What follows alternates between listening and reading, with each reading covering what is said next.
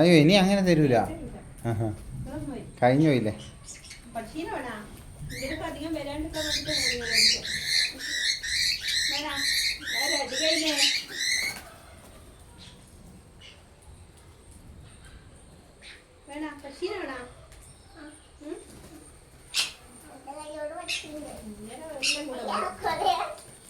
എടാ കുഞ്ഞ്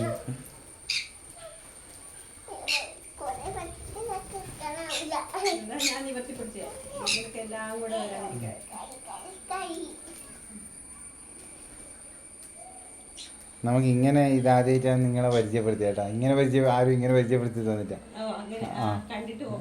കണ്ടിട്ട് പോവുക. ആ അല്ല ഇവിടെ തന്നെയാണ് ഞാൻ പറഞ്ഞത്.